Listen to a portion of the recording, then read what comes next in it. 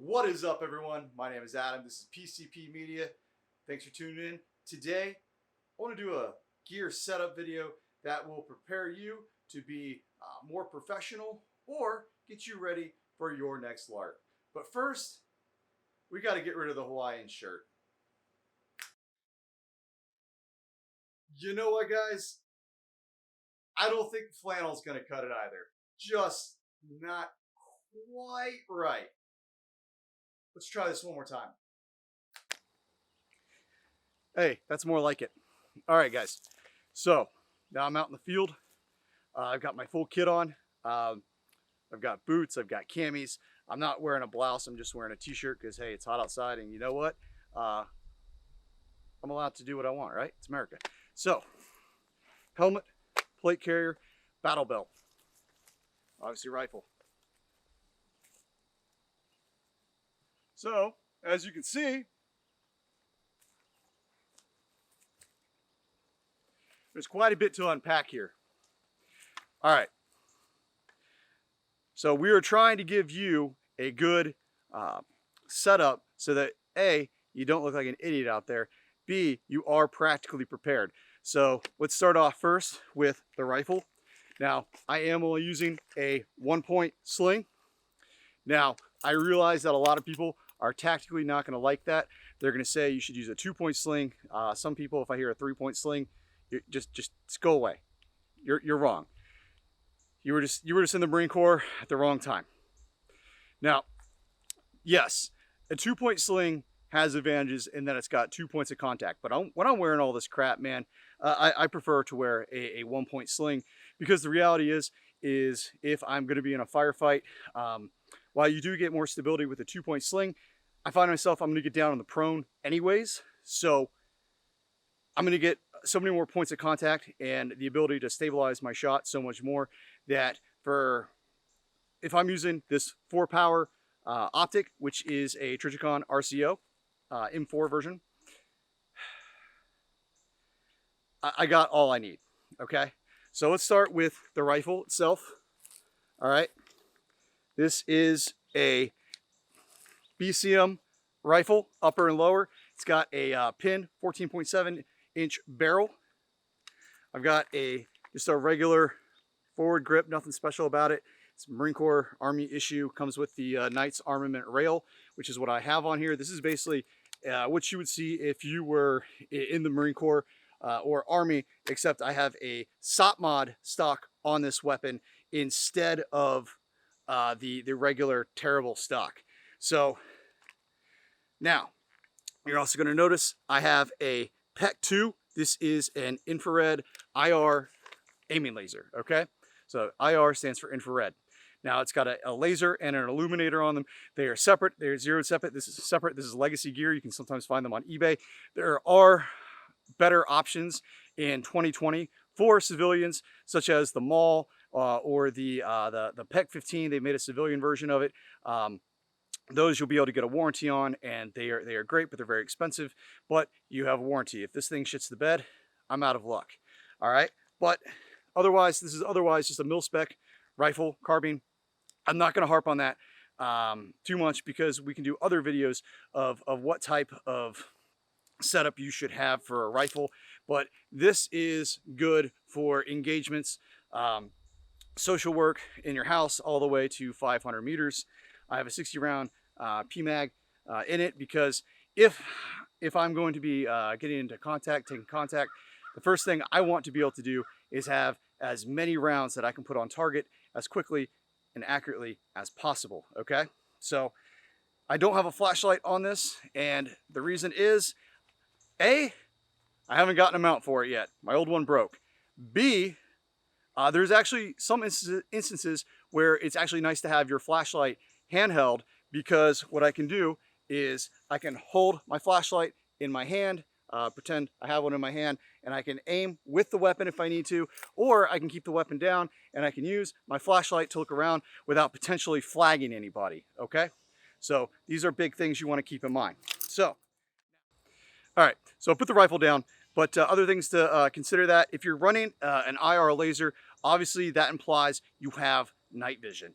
If you are not there yet, I do highly encourage you to get yourself a PVS 14 and an IR laser, but I do realize that is a significant investment. You can expect to drop about $5,000 to get into that night vision world.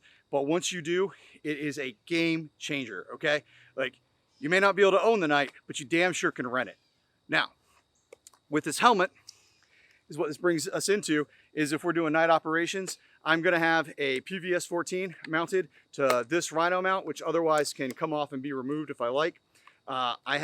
This is the OpsCore SF, all right? OpsCore Fast SF. This is the most baller helmet on the market, all right? This thing is super freaking lightweight. It probably weighs as much as a bump helmet, but you get ballistic protection.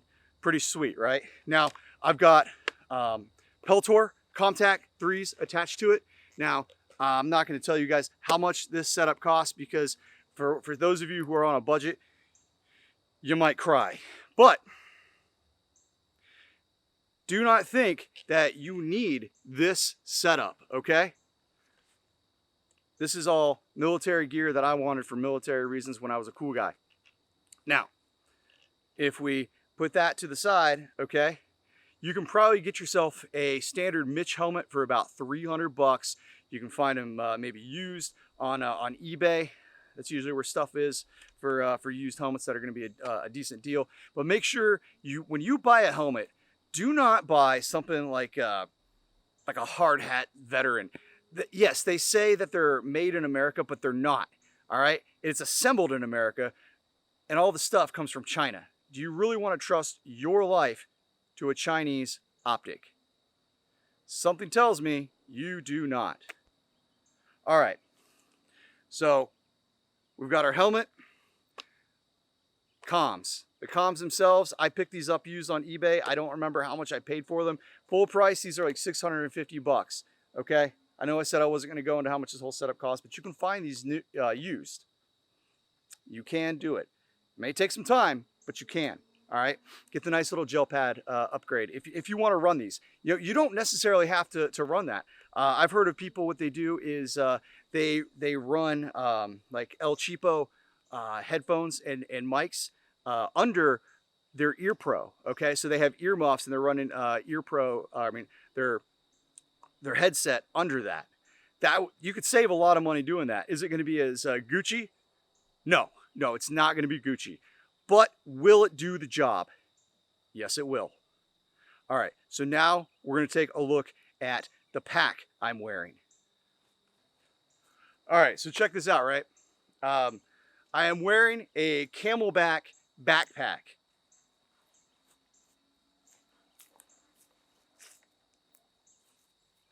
This particular one is called the Mule. You can pick them up for about $100. Now, some guys like to just run water bladders on their back, which is the main purpose of this. It's basically your Camelback water source, but it's got some pockets in it. It's a pretty freaking sweet piece of kit for $100. Now, while I realize some people like to just attach a sustainment pouch and put a Camelback bladder into their back of their pouch, I like to run an actual backpack. And I'm gonna show you why real quick. I can take it off if I need to, and I have a lot extra storage in here, okay? So I can keep some snacks in here. I can keep some different various gear. I normally keep like a neck gaiter and some gloves, some extra batteries, just a little bit of pokey bait, a little food in there, just stuff that can sustain me if I'm out and about, doing cool guy stuff, all right? The top, one of these, this pouch right here is felt for your night vision to go in, your PVS 14 if you want to store it in there. And then you have another pocket here that you can store stuff in, not even getting to the back little bladder thing. All right, so that's a nice thing to have. And then obviously you can keep this thing nice and tucked in you. But you have that to get your water. I keep my compass on here, and I also keep my, where are they? Oh God, did they fall off on the way? There we go. So I got my Ranger beads right here. These can help you get your pace count when you're out trying to see how far you've hiked. Okay, so those are nice gear, but if you don't know how to use them, don't worry about it. It's $5 worth of stuff. Chances are that if you're wearing this type of stuff, you're just doing your LARP anyways out in Portland or Chicago or some other shithole, and you're just trying to look like a cool guy and tell those Antifa commie bastards that there are people who don't like them. But I digress. Okay, so this is a good piece of kit. Also, always have D-rings. D-rings are good stuff. All right, so now I've showed you a little bit of the comms. I've shown you my pack. I've shown you my helmet. Shown you my GAT. All right, so I have the radio attached to actually kind of the back side. All right, so you should be able to see that. Now, technically, a lot of people will debate and will argue about where they should place their radio. Most people are going to say you should have them on the front, and it's a bad idea for me to keep my radio on the back. But I'm actually doing that for a few reasons. A, there's not much real estate on the front of my kit. I could put it over here, but now it's going to be in the way of my radio. I mean, not my radio, my weapon. And I got this long whip antenna. I'm just going to break this shit, okay? It's a cheap Baofeng radio. As much as I like to have good gear, you know, and this is to try to upgrade you from being part of the Wish Army. You know, we don't want you to be part of the Wish.com army, okay? We want you to have good, solid kit. But it does take time to get where I have. It took me years to get to the kit that I have. And I want you to understand, I didn't build this in a day. I am not rich. If you're sitting there going, shit, man, I don't have much money. I don't make a lot. You know, freaking, I'm a fry cook or, you know, I'm a teacher. Look, I get it. It takes time. This was not built in one day. I didn't just sit online and max out a credit card. All right. It will take you time to get to this level. But anyways, I digress. Back to the radio. I don't have a super duper awesome radio, but it is durable enough, and I keep it back there because I'm using my push to talk, which is right here. Now, if you're going, well, you might need to change stations. If I'm running around in this kit, chances are I'm going to have some of my goon squad with me, and I can have them pull out the radio and change it for me. All right, so, and that's actually also a thing. If you do want to keep your pack stuck to the back of your gear and you don't want to be able to pull off your backpack, have your goons, have them help grab your freaking beef jerky out of the back if you need a snack, man. Like, I get it. I just personally like to have my pack differently. So now you can kind of see there's nuances in how you were going to set up your gear, okay? The point is, what we're doing today is to show you that there are options. All the gear I'm showing you today, while I definitely recommend it all, it's all fantastic gear. You can find substitutes or different gear that may be just as good, if not better. But you have options. This is just to show you a basic idea of how to get set up. All right, so now we got my JPC, my plate carrier. This is made by Cry Precision. Costs about $300. The plates in them I got from bulletproofme.com several years ago. I think they were about $300 a plate. I have about 900 in this setup entirely. Okay, so I'm a lefty, so I keep this side, I keep completely clear. And I keep 4 mags right over here. Now, this lets me do a few things. I can have a full combat load because I have 3 mags right here, but also it gives me a stability point of if I do have to shoot my firearm from the vertical position, okay? Now, I've got my push to talk attached to this. It's routed through the back. As you can see,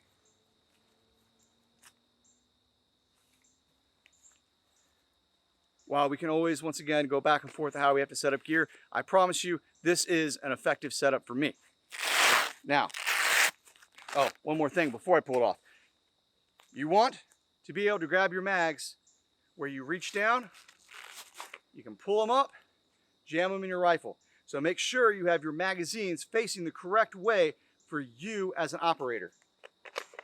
Mine need to be facing this way, so I can go put it in the weapon. If you are a righty, you freaking weirdo, they'll be the other way. All right, lose the plate carrier. By the way, this is iPro. This is not just some Walmart sunglasses. This is actual iPro from Oakley. not actually terribly expensive. I think you can get, these are M frames. I think you can pick these up with two different lenses, the sunglasses and the clear, for like 75 bucks. All right. But you do need good, solid eye pro. All right. And you know what? Look, if you're on a budget, these can be great sunglasses in, if you just need to go out and about. All right. Fine. Use these if you need to multi-roll these things. Next, so now we are looking at my battle belt. Now, this is going to get a little bit more interesting. This is actually one of probably my most complicated piece of, my most complicated setup right here of equipment. I love a battle belt. I believe with my battle belt, I rock suspenders as well because I have no hips and these things just slide off me if I don't have suspenders. All right. So if you don't want to be running around and have your battle belt fall off of you when you're doing cool guy stuff, right? That'd just be embarrassing. So this is why suspenders keep your battle belt on you. Now, I'm going to change the camera angle so that we can actually look at this off my body. Okay, so let's take a look at the battle belt. Now I've just got it splayed out. Once again, suspenders off the distance. This is my IFAK, all right? This is my individual first aid kit. These can go anywhere, man, from like 75, 200 bucks for various kits that are going to be of various quality and have various level pieces of equipment for people of different skills, okay? North American Rescue is one such company that can help you out as far as gear goes, but there's probably all sorts of other awesome providers out there for gear and equipment as far as your individual first aid kit goes. But if you have no training on it, it's going to be pretty useless to you. So make sure that you and the people that you train with know what's in your first aid kit and know how to use it. All right, next I have a butt pack, and on either side I have two canteens. I love canteens. Actually, I prefer them over a Camelback because if I need to chug some water, I can do so. And Camelbacks, you're just like sucking through that little straw. It just gets real annoying. So I like to have these, and I like to have multiple water sources on me. That's a big deal. You want to make sure you have a good amount of water because you have no idea how hot it's going to be, how long your mission's going to be. You know, you could be protecting that mall parking lot, planning to only do it for 4 hours, and then somehow you turned it to Mogadishu, and 3 days later, you're still there protecting that parking lot. So you want to be able to have plenty of water, okay? So I've got two canteens, and I have my Camelback. All right, now in this middle pouch, this goes along with the what we're talking about, sustainment. This is a just old school butt pouch, okay? This is old school Army Marine Corps issue. I just keep 2 MREs in there, okay? So this is all about sustainment. Once again, we don't know if our mission is going to be 4 hours or go for 4 days, all right? That parking lot, hey, who knows what's going to happen, right? So keep that in mind. You want to have some food. You want to have some nourishment on you, all right? So because if you have no food or no water, you're going to have no energy, you're going to dehydrate, and you're not going to be able to carry out your mission, all right? So next, I have a general purpose pouch, and in here, I keep my PVS 14. No, this is not a Crown bottle, okay? I have my PVS 14 in here, and as well attached to this general purpose pouch, I have a pistol lanyard that I can attach to the PVS 14 so that it's called dummy cording, so that there's a less of a chance that I'm gonna lose this irreplaceable piece of kit, okay? I can't replace this. This is very expensive. Now, I also keep a IR flash strobe in here, okay? So I can open this up and it's visible, or I can put this on and it's only visible by night vision. These things are awesome that if you need these for marking or to identify yourself in some purpose, okay? Whether you need it to get found, you know, you got helos coming in to come find you, or you're marking a target. All right, now I also keep just a few batteries in here, and yeah, so I got just a few AA batteries in here that work with this, and it looks like I've actually got a few rounds of ammo that I forgot from my last range trip that I just threw in there planning to shoot, but forgot about. So, you know, stuff happens. All right, so let's get that out of the way. So next, I have my drop pouch, and I wanted to show you one important thing about your battle belt setup, okay? So whatever side that you shoot from is where you want your IFAK, because on your offhand side, you want your drop pouch where you're gonna put your expended magazines, okay? So when you're shooting, you've emptied the mag, you dump it in there, so you retain your magazine, and then you can go ahead and load in a fresh magazine. All right, my friends. So I hope you learned something today. I hope there's something that you are able to take away from this video that helps you to be better prepared for the fight. All right. Now, please do me a favor now that you've seen this video. Like, share, subscribe, and stop buying your shit from wish.com. Deuces.